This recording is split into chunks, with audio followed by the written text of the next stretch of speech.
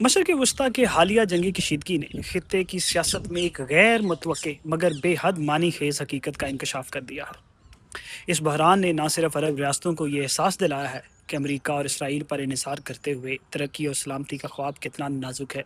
بلکہ خود امریکہ کے اس درینہ تصور کو بھی جھٹکا دیا ہے کہ وہ خطے میں ہر مسئلے کا حل صرف فوجی طاقت کے ذریعے مسلط کر سکتا ہے۔ جبکہ امریکہ اور اسرائیل کے حملوں کے بعد ایران کی جوابی کارروائیوں نے خلیج کے پورے خطے کو اپنی لپیٹ میں لے لیا، تو یہ واضح ہو گیا کہ اس جنگ کی آگ صرف ایک ملک تک محدود نہیں رہتی بلکہ پورے خطے کو متاثر کرتی ہے۔ اس بحران نے خاص طور پر خلیجی ریاستوں کے اس پالیسی کو بھی بے نقاب کیا ہے جس میں انہوں نے اپنی سلامتی اور علاقائی سیاست کو بیرونی طاقتوں کے ہاتھوں میں دے دیا تھا۔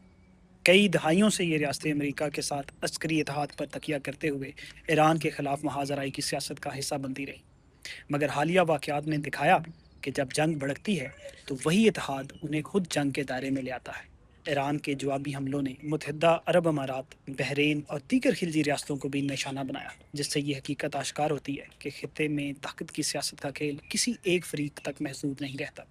اس کشیدگی نے خلیجی ریاستوں کے معاشی خوابوں کو بھی ہلا کر رکھ دیا۔ دبئی، ریاض اور دوحہ جیسے شہر عالمی تجارت اور سرمایہ کاری کے مراکز بننے کے خواب دیکھ رہے تھے، مگر جنگ نے ان کے معاشی ماڈل کی کمزوری کو بے نقاب کر دیا ہے۔ ابنائے ہرمز میں کشیدگی اور جہاز رانی کی معطلی نے عالمی تیل کی تصدیر کو شدید متاثر کیا ہے، جس سے توانائی کی منڈیوں اور عالمی تجارت میں عدم استحکام پیدا ہوا ہے۔ مزید یہ کہ تیل کی پیداوار میں کمی اور بنیادی ڈھانچے پر حملوں نے خلیجی معیشتوں کو اس بنیادی ستون کو بھی خطرے میں ڈال دیا ہے جس پر ان کی ترقی کا انحصار ہے، جس سے توانائی کی منڈیوں اور عالمی تجارت میں عدم استحکام پیدا ہوا ہے۔ مزید یہ کہ تیل کی پیداوار میں کمی اور بنیادی ڈھانچے پر حملوں نے خلیجی معیشتوں کے اس بنیادی ستون کو بھی خطرے میں ڈال دیا ہے جس پر ان کی ترقی کا انحصار ہے۔ اسی طرح اس بحران نے امریکہ کے لیے بھی غیر متوقع معاشی اور سیاسی نتائج پیدا کیے ہیں۔ خلیجی ممالک دنیا کے بڑے سرمایہ کاروں میں شمار ہوتے ہیں اور ان کی خود مختار فنڈز امریکہ سمیت مغربی معیشتوں میں کھربوں ڈالر کی سرمایہ کاری رکھتے ہیں۔ تاہم جنگی حالات اور مالی دباؤ کے باعث یہ ممالک بیرونی سرمایہ کاری پر نظر ثانی کرنے پر مجبور ہو گئے۔